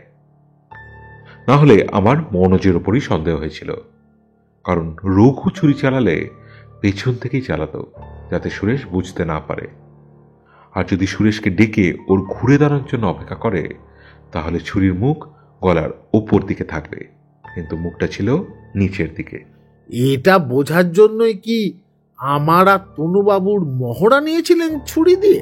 হ্যাঁ, তখন আমার প্রথম সন্দেহ হয়েছিল মনোজকে, কারণ সুরেশ আর মনোজের উচ্চতা সামান্য কম বেশি। মনোজ কম, সে তো স্বপন বাবুরও কম। হ্যাঁ, কিন্তু স্বপনবাবুর সাথে সুরেশের সেরকম কোনো সখ্যতা দেখতে পাচ্ছিলাম না, তাই মাথাতেই আনতে পারছিলাম না স্বপনবাবুকে। কিন্তু মনোজকে বাজিয়ে দেখার পরিকল্পনা যখন করছি ঠিক তখনই স্বপনবাবুর মেয়ে জানিয়ে দিল স্বপনবাবু মিমিক্রি করতে পারেন। তখনই আমার মাথায় এলো যে স্বপনবাবুই তাহলে আড়াল থেকে কাজটা করছেন না তো, কারণ পয়সার প্রয়োজন ওনারও আছে। ব্যবসা করার সম্পর্কে প্রথম দিন বলেছিলেন মনে আছে, ক্যাপিটাল কোথায়? হ্যাঁ হ্যাঁ, বলেছিলেন বটে। পলাশ ঘোষ বললেন, যাই বল, বুদ্ধিখানা কিন্তু খাসা করেছিল, এদের মাথাতে আসেও বটে। আমার মনে হয় এরা জন্মান্তর ধরে ক্রিমিনাল হয়েই জন্মেছে। আপনি ভাবতে পারেন একটা মানুষকে কি কৌশলে ব্যবহার করেছে যে তা মানুষটাই জানে না। আচ্ছা সন্দীপন বাবু, এই স্বপন বাবু ওরকম সুরেশ সেজে বিড়ি টানতে বের হলো কেন? দুটো কারণ হতে পারে। এক, হয়তো বুঝতে পেরেছিলেন এটা আমাদের একটা চাল, তাই আমাদের উল্টো বোকা বানাতেই কৌশল। অথবা ওনার মনে সন্দেহ হয়েছিল হরনাথবাবু যদি শেষমেশ রাতেই বেরিয়ে পড়েন, তাই হিসেব গুলিয়ে দিতেই কৌশল। তাতে মুখোশ পড়ার দরকার কি ছিল? উনি তো গভীর রাত্রেই বেরিয়েছিলেন। যদি আমরা চাল চালি তাহলে ওনাকে দেখে আমরা ঘাবড়ে যাব, আর যদি হরনাথবাবুরাও ওনার মুখোমুখি হন তাহলে উনিও যাতে ঘাবড়ে যান। আর সুরেশের চামড়া চটি পড়ার কারণ? আরে ভালো লাগার মানুষটার সাথে প্রথম আলাপ করতে যাচ্ছে বলে কথা মশাই। ধুরন্ধর, অতি ধুরন্ধর মানুষ এই স্বপনবাবু। যাক, যত চালাকি করুক না কেন শেষ পর্যন্ত ফাঁস হলো, এটাই শান্তি। এবার খাওয়া দাওয়া করে দিন এক জবরদস্ত ঘুম। সবাই হাসতে লাগলেন।